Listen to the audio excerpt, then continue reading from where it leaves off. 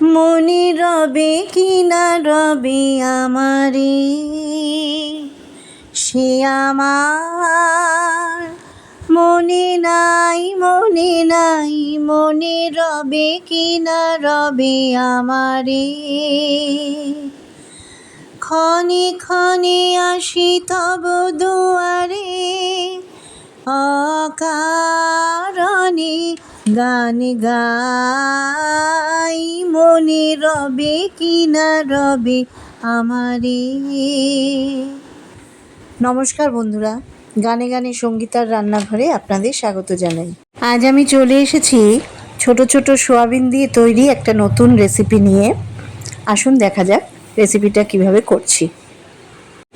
এই রান্নাটার জন্য আমি এখানে একটা বড় প্যাকেটের 1 প্যাকেট সোয়াবিন নিয়ে নিয়েছি, ছোট ছোট সোয়াবিন।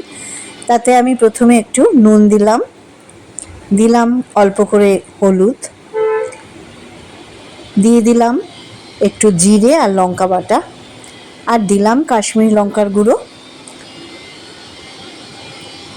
তারপরে দিয়ে দিলাম অল্প মাখন। আর এর সঙ্গে এই জায়গাতেই আমার একটা নতুনত্ব, এখানে একটু সর্ষের তেলও দিয়ে নিলাম। এবার পুরো ব্যাপারটা আমি মেখে নেব, কিছুক্ষণ ম্যারিনেট হতে দেব। এই যে মিশ্রণটা, এটাতে এই যে মাখন আর সর্ষের তেল, এটার দ্বারা এটার মধ্যে একটা জুসি ব্যাপার আসবে। এখানে আমি ছোট ছোট আলু কেটে নিয়েছি ডুমো ডুমো করে, এতে নুন আর একটু হলুদ মাখিয়ে রেখেছি। গ্যাস জ্বালিয়ে কড়াইটা বসিয়ে দিয়ে আমি এখানে নিয়ে নিলাম খানিকটা সর্ষের তেল, 3 চামচের মতো। তারপরে এখানে আমি আলুগুলোকে দিয়ে দিলাম ভাজার জন্য। নুন হলুদ মাখিয়ে রেখেছিলাম, এখন আলুগুলোকে একটু ভেজে নিচ্ছি। আলুগুলোকে হালকা ভেজে নিয়ে, খুব যে কড়া করে ভাজা হবে তা না, নামিয়ে নিলাম। আর এখানে সাইডে একটা বাটিতে চিলি সস, সয়া সস আর টমেটো সসকে মিলিয়ে রাখলাম। আলুগুলো ভাজা হয়ে গেছে, এবার নামিয়ে নিচ্ছি। দেখুন আলুগুলো সব নামিয়ে নিয়েছি ভেজে।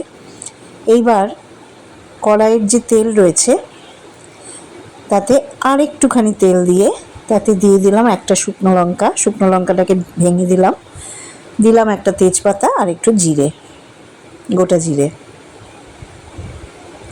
ওটাকে একটু নেড়ে দিয়ে আমি এবার এর মধ্যে টমেটো আর ক্যাপসিকাম দিয়ে দিলাম।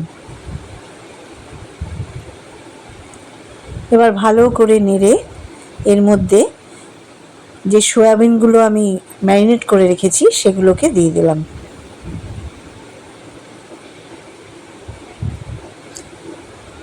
এবার আবার এগুলোকে ভালো করে নেড়ে দিচ্ছি। এই রান্নাটা খেতে খুব ভালো হয়, করে দেখবেন।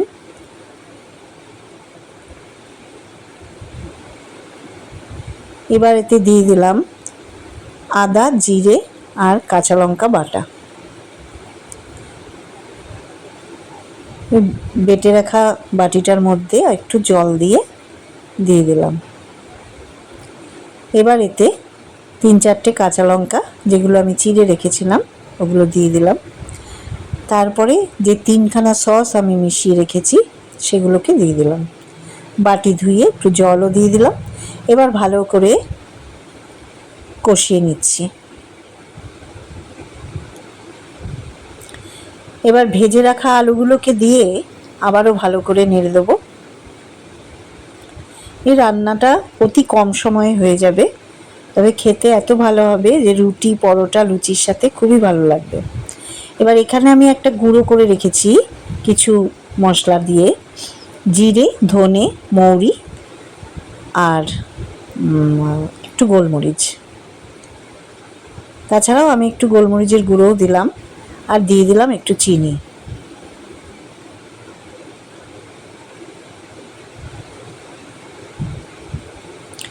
ওই গুঁড়োটার মধ্যে আমি একটু গরম মশলাও দিয়েছি, মানে এলাচ দিয়েছি। এবার দিয়ে দিলাম জল।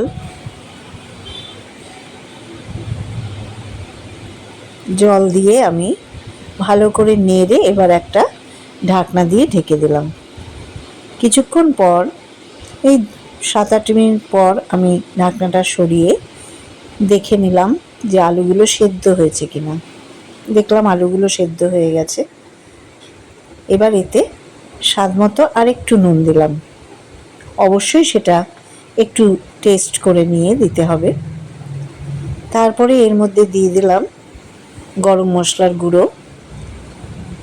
আমি এভারেস্টের শাহি গরম মশলাটা ব্যবহার করে থাকি, খুবই ভালো গন্ধ। তারপরে কুচিয়ে রাখা ধনেপাতাগুলোকেও দিয়ে দিলাম। মনে হতে পারে যে ধনেপাতা আবার গরম মশলা, এতে কোনো অসুবিধা নেই, বরং আরও ভালো সেন্টও হবে, খেতেও ভালো লাগবে। রান্নাটা আমার প্রায় শেষ। এবার আমি এটাকে সার্ভ করে দেব।